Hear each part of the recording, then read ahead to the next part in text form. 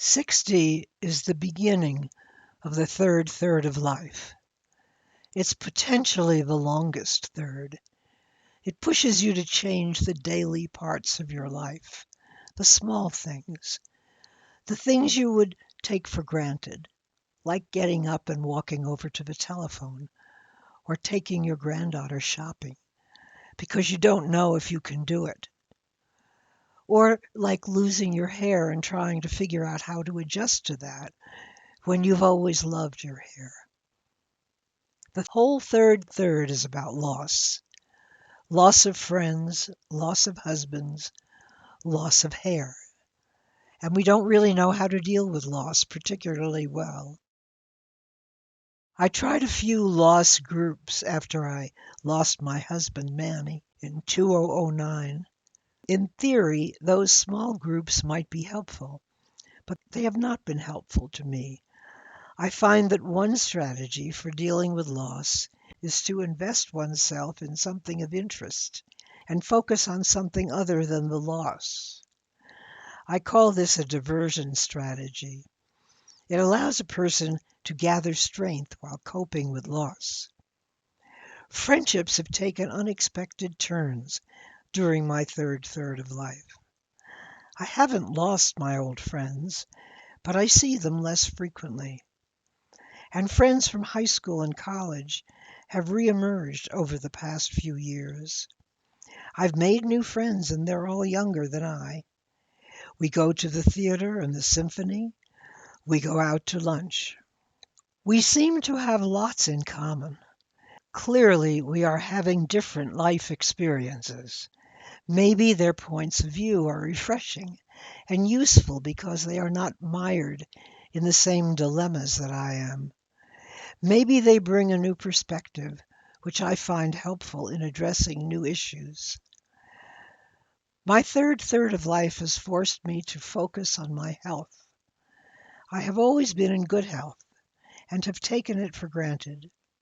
All the way up until age 83, I have been well. One day, when I was entertaining an out-of-town professional guest, my voice began to leave me. I sounded hoarse and spoke as if I had laryngitis. In fact, that's what I thought I had.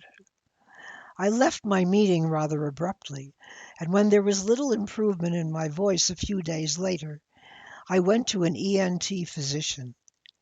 He used a scope to investigate my throat and told me that my right vocal cord was paralyzed. In the discussion that followed, it was clear that I had to investigate further and that my voice was not likely to return to normalcy spontaneously. The bottom line was that I had lung cancer, and a new phase of my life began with chemotherapy treatments, surgery, and hair loss. Other health issues were more pressing, and I did not focus on my voice until a year later. An injection in my throat restored my voice.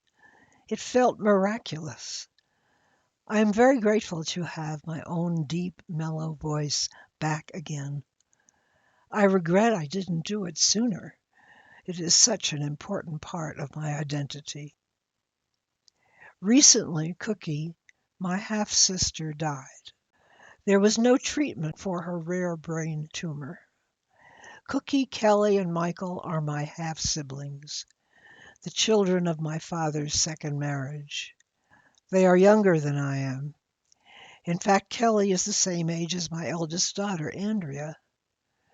It took many years for me to acknowledge and get to know my half-siblings.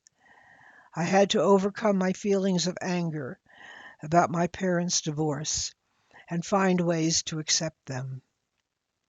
Cookie and I became friends when I was in college at Mount Holyoke.